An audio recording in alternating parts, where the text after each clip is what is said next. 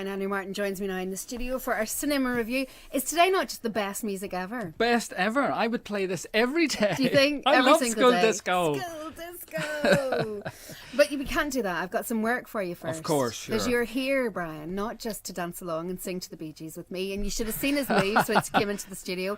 But I will need you to give me the review of the 3 latest, biggest movies out at the cinema this week, please. Well, start off with Deepwater Horizon, which is Certificate 12A. Now, a disaster movie. But the movie is not a disaster. It's a disaster movie. Now, when I was a kid, I loved The Towering Inferno. I loved The Poseidon Adventure. Loved The Poseidon Adventure. Didn't you just? Now, put the two of them together, and somehow you've got Deepwater Horizon.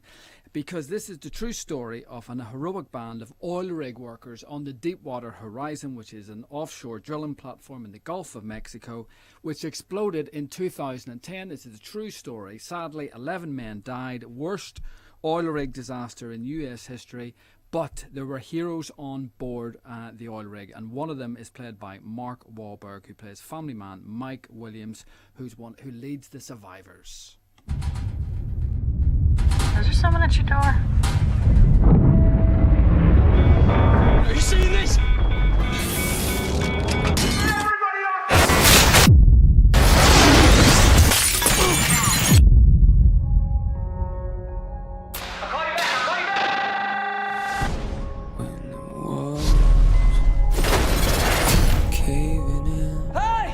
Mayday, Mayday! This is Deepwater Horizon! What's wrong? Not new, baby. We gotta go. I'm gonna get you up. My wife's name is Felicia. And my daughter's Cindy. And I will see them again. Do you understand me? I don't want to die. Trust me.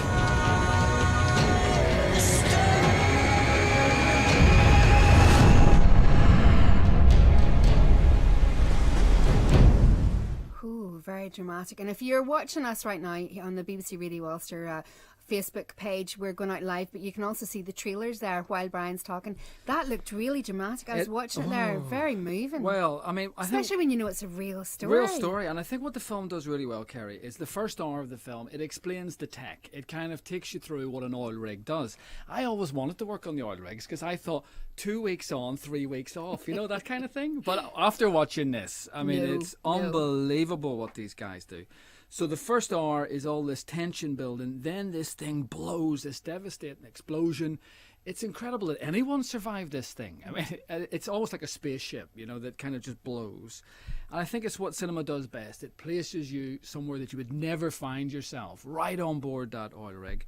Mark Wahlberg plays the everyday hero, Mike Williams, who had to jump 10 stories off the oil rig to survive. Oh my gosh! You know, villain of the piece is John Malkovich, who plays the BP executive, because it was a BP oil rig.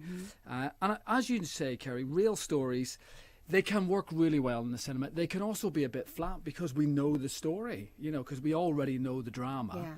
But this is almost like a perfect storm, which of course Mark Wahlberg did play in. Great film, hugely dramatic, and Kurt Russell's in it with his moustache, and I would watch anything with Kurt Russell in it with his moustache. We should say a big hello to David Morrison, who I know has been messaging me and saying, when are we going to review this? Because David works on an oil rig, and he was wondering how this fares, this movie, how it stands up, and if it's worth going to catch. It might be quite unnerving for David to go and see. I would say don't watch it on the rig itself, David, but I'll be really interested to hear what he has to say about it. But hugely dramatic. Lots of people in touch with us on Facebook as we're talking away here. A big hello to Leslie Ann Cushnan, lovely to hear from you. And hi to Samantha Gainey there as well. He says, Kerry, loving the show. I could listen to your accent all day. And could you shout out a big hello to my son Alexander? I'll let you do that. Say hi, Alexander. Hi, Alexander. Now, next up, we've got another movie, one that possibly Alexander might like, depending on what age he is. Okay, well, maybe he will. It's Miss Peregrine's Home for Peculiar Children, Certificate 12A. Now, this is a strange tale from Tim Burton. I have to say Tim Burton and not Tim Burton. Listeners to the show will know what I mean. Of course, director of Edward Scissorhands and Alice in Wonderland.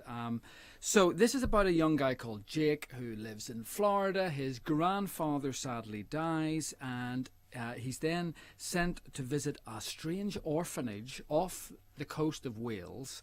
on a mysterious island run by Miss Peregrine, played by Eva Green, who can turn herself into a bird and, like Cher, can turn back time. So here's Miss Peregrine talking about the types of peculiars at her home. We're what's known in common parlance as peculiar. 51 seconds late, Fiona.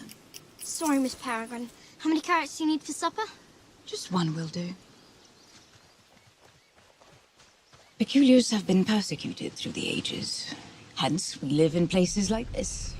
I'm a type of peculiar called an imbrine. Yeah, you turn into a bird. Well, I do, yes. But that's not very useful. An imbrine's main skill is the manipulation of time. We choose a safe place, a safe day, and create a loop. What do you mean? Well, a loop preserves the last 24 hours. Reset the loop, and the day's yours to live in again. Reset it daily, and you can stay there forever. Entirely safe from the outside world. A little taste there of Miss Peregrine's Home for Peculiar Children. Now, I should say, in the movie, Miss Peregrine is absolutely gorgeous. She's a beautiful, beautiful lady. In the book, I know